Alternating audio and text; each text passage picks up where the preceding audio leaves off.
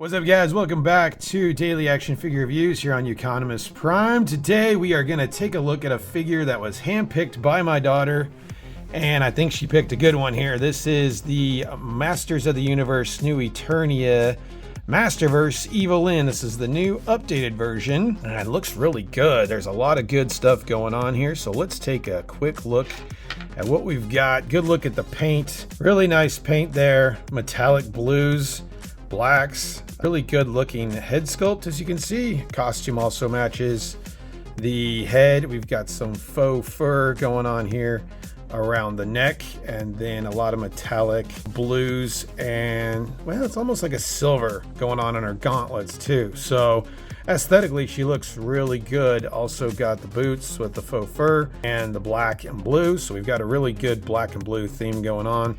She does have a cape also, but it is very flat, I guess is the word. It's a flat cape. This is a $22 figure, as I've said before. If you're expecting something super great or super fantastic, well, you're gonna have to pay $100 for something like that, because you're not gonna get a fantastic cape on a $20 figure. It's just not how things work. But it does the job. It flows fairly well. As you can see, you get a good amount of flow to it, but it's not going to be anything really fantastic or anything like that. She does not come with a lot of accessories. Unfortunately, she does come with an extra pair of hands. I don't have those handy right now, but she also comes with a staff, which we'll show right here. Almost like a kind of sorceress looking staff. This thing actually will break into two different pieces, as you can see there. So two different pieces is nice. This ball on here is kind of a cloudy, almost translucent color, and then we've got a lot more of the metallic blues, and I'm not really happy about the actual staff itself. This is a very plasticky looking staff, which you look at the rest of the figure, you look how detailed it is, and then you get this just kind of ugly blue plastic. So it's an okay accessory for EVIL-LYN. We don't really expect a lot. We expect something of this nature. So there you go. Let's go ahead and take a look at the articulation. All right, in terms of articulation, pretty good. Again, we've got a really good looking skin tone to this figure as well, which I didn't mention in the aesthetic portion earlier. But yeah, good looking skin tone. It's very lifelike. It's not really plastic looking. So they did a good job there, them being Mattel. As far as articulation goes, head is on a ball joint, getting a lot of movement here. There's not a lot of restrictions, so she will look up a little bit. Good head sculpt, looks up nice. Down, looks down very well. No issues there.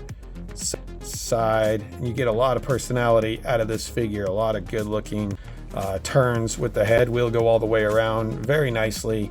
Really good articulation and head sculpt on this figure. Since it's a female figure, there is a little more range of motion. She will get way up on the shoulders there. Moves nicely. You can kind of see the detent is cut pretty well, so that looks good as well. In terms of elbows where we have problems. There was no reason for this figure to not have a ton of elbow articulation, but the cut is just not big enough. So Mattel, that is a downfall for you. That's not even 90 degrees. That's kind of pathetic. I don't get that at all. This should be this should be a figure where she can go way past 90 degrees on the elbow. So that's kind of inexcusable, Mattel. I don't really get that at all. Wrists will move side to side, in and out on this side, and in and out on this side as well. So really the only issue with the arms is the elbows. As far as waist articulation, we do get a waist. We do not have any crunch or anything like that. Waist will swivel back and forth. She is able to do the splits, so that's good. And then we've got, and be careful when you're putting her back. So it does kind of catch there. So be careful when you're putting the hips back that it doesn't catch and break on you.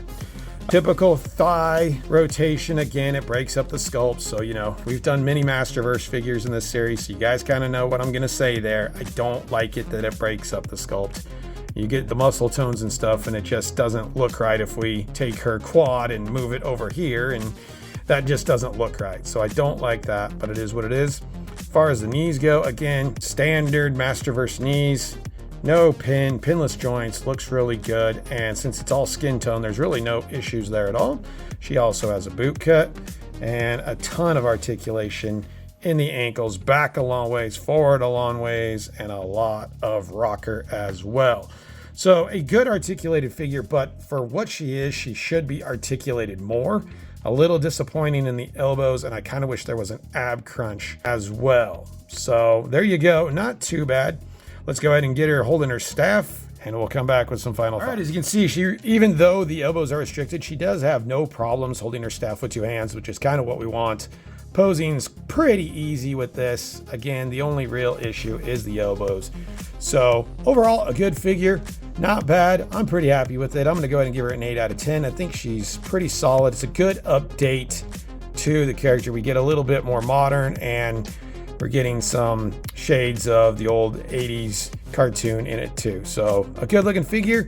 She gets an 8 out of 10. EVIL-LYN from Masterverse New Eternia. Pretty easy figure to find. Runs you about 21 bucks on Amazon. Not really hard to find. I've found several in my Walmarts and Targets. So if you want her, go get her. She's out there. And I hope you guys enjoyed the review. If you did, comment, like, subscribe, and we will see you tomorrow on the next one.